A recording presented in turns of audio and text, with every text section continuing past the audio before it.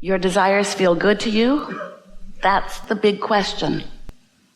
If your desire feels good, then you've got a desire and you're vibrationally in the proximity of it. In other words, your beliefs aren't contradicting it.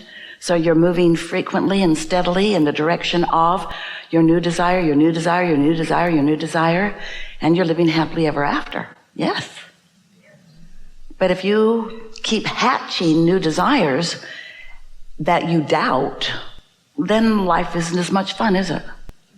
You keep regurgitating what is. If you let what is be the basis from which you believe what's coming, improvement can't come. If all of your attention is upon what is, then your vibration is all about what is. And your vibration is your point of attraction. What you're thinking about is what you're offering vibrationally. And what you're offering vibrationally is what you're calling to you. Nice to know, isn't it? So, have you been listening to us for a while? You sort of have the hang of this? You get it? That you create your own reality? Do you? Yes. Sometimes you say, I create my own reality. And sometimes you say, I create my own reality. Kind of depends on how it's going, whether you want to own it. But you do. You create your own reality because you observe and you offer a vibration.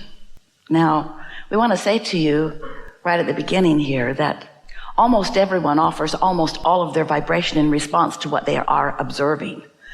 And that's really good if you're in a step one moment of the creative process. Step one is when you're sifting through contrast and coming to decisions at all levels of your being about what you prefer, knowing what you don't want, knowing what you do want. And so what you're observing helps out so much in that step one phase. Step two is where Source, having received from you clarity about what you want, answers what you want with all it has, vibrationally giving full, undivided attention to your desire. That's so big and so fun for us.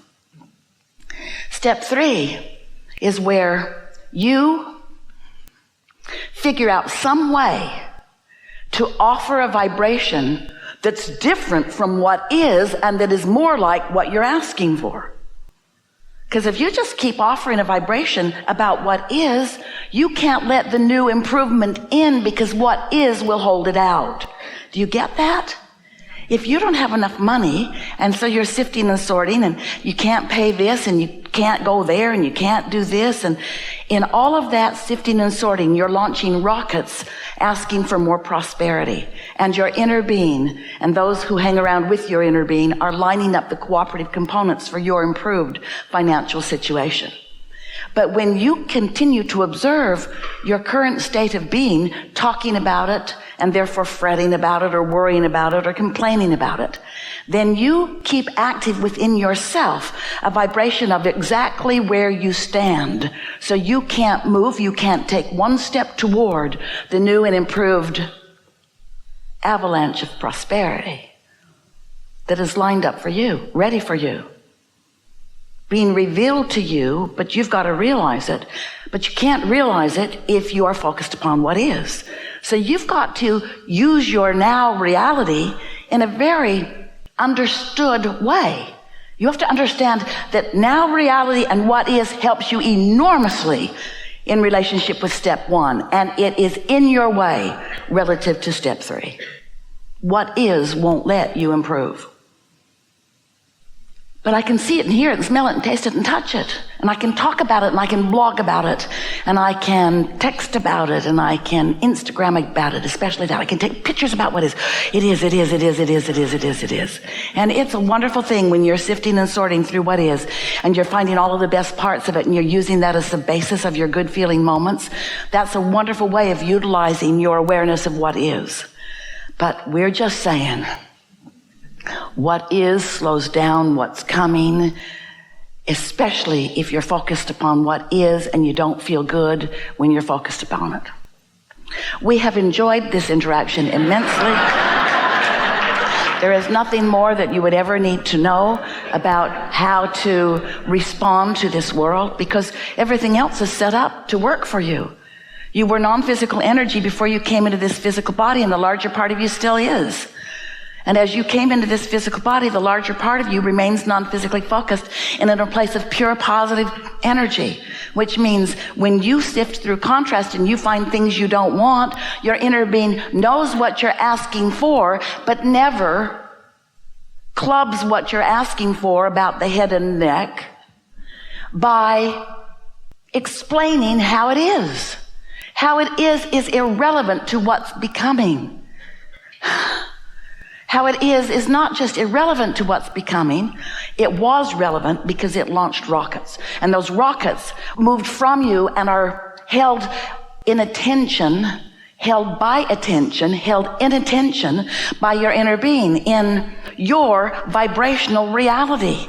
This vibrational reality that just because you can't yet see it or hear it or smell it or taste it or touch it doesn't mean that it isn't a reality. It's so real, we've named it the Vortex. It's a reality. It's a vibrational reality. Wrote 2 books about it. It's a big deal. But you don't know it's a big deal because you can't see it and hear it and smell it and taste it and touch it. So you think the big deal is what you can see and hear and smell and taste and touch, but that's the old deal. That's like the gum you've chewed all the flavor out of. That was there when you needed it. But once you've launched rockets of desire, as you have, and once you've filled your vortex full of all of the ideas and desires of things that you want to experience, then your attention to what is, unless it feels outrageously wonderful when you give it your attention, is not helping your creative process. And you are a creator. That's who you are. You came into this physical body with most of you remaining non-physically focused for the support that source would be. And here you come to interact with the beauty of humanity. Oh, the blessed rascals. They won't do what you want them to do. They won't please you. They're selfish because they were born that way. And we want them to stay that way because you have to be selfishly oriented. You can only see through the eyes of self. But as you look to others to behave or perform in ways that when you observe them, because that's what you're so good at doing is observing. That was sarcasm. Can you hear it? As you observe them, then you sort of teach each other things that are contrary to the way the laws of the universe work. You want them to behave in ways that make you feel good, and when they don't, then you feel bad and you don't think you have any control.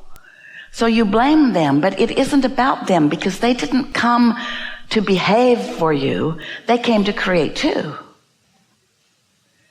So today, because we know you are leading edge creators, we can feel you're right out here with new thought bursting within this forum. Today we're going to find some new ways together of understanding how, yes, you create your own reality, and yes, there is no such thing as assertion. No such thing as assertion. There's only attraction. There's only attraction. So when someone is doing something and you feel like they're doing something to you because you didn't want it and you don't think you asked for it and there it is, it feels like they, in their wrongness, are asserting something into your experience. But you see, that can't be possible because there is no assertion. There's only attraction, which means if you weren't vibrationally asking for it, it wouldn't be coming. So at most, what they might be is a cooperative component to just give over what you're asking for. If you feel vulnerable or victim or weak or something, and you're really feeling that way, then there will be those who will assist you in feeling more that way, and then you'll blame them. Oh, you made me feel this way. Jerry used to present an idea to us early in his interaction with us. One of his big early questions was about this business of attraction. He would say things like, Abraham, I really don't think I expected that from that person until they showed that to me. Then after they showed it to me, then I started to expect it. But I didn't really expect it. And we would say, well, there was expectation on your part, or it wouldn't be in your experience. And that's sort of a hard thing to get, isn't it? Because it feels like people or things are happening to you, but nothing ever happens to you. It comes to you because of your vibrational state of being. So once you begin to acknowledge that there is law of attraction and whatever is coming, you are vibrationally, let's say, it might be easier for you to hear, you are vibrationally inviting it. You're inviting it. You've prepared, over time of living, you've prepared an environment that does invite it. And we want you to understand that you don't have to invite the things that you do not want. But because most are not keenly aware of the existence of their inner being, who has remained non-physically focused, and therefore are not aware of this important state of being, because you are in your human form as an extension of non-physical, and because the non-physical part of you still exists and is actively involved in everything that you are about, you have the potential, in fact, you often are experiencing what you could call 2 points of attraction, because there's the inner being part of you who's focused and law of attraction is responding. And then there's the you in your physical form thinking and attracting. And so you have these 2 vibrational points of attraction which equal what your emotional guidance system is all about.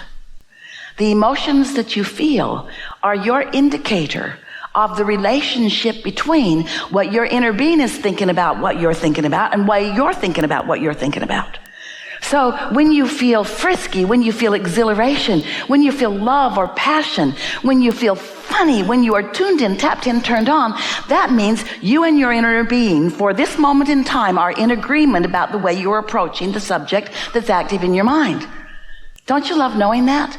But if you feel fearful or angry, if you feel revengeful, if you feel that emptiness that those emotions feel like, it's because you're focused, you've got an opinion or an attitude that is not harmonic with what your inner being knows about you.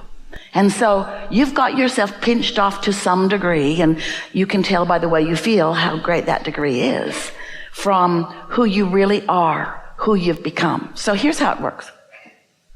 You came into this physical body and you know what you don't want, you know what you do want, and you launch these rockets of desire. And when you do, your inner being is there with those rockets of desire from then on.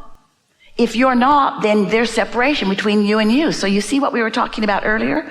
When you ask for something that your inner being knows to be in the process of becoming, but you choose to look at it as absent or not becoming, then you cause that vibrational disharmony. It's like a sort of tug of war. So there is contrast, which causes asking, which starts the momentum. And then source joins that momentum, so the cycle continues.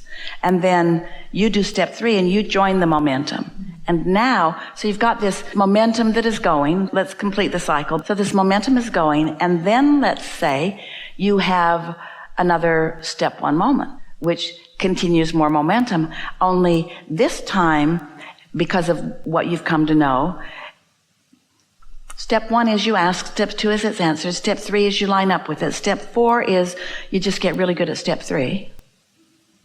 And then step 5 is you have more contrast, but you hold your attention on the contrast as your inner being does.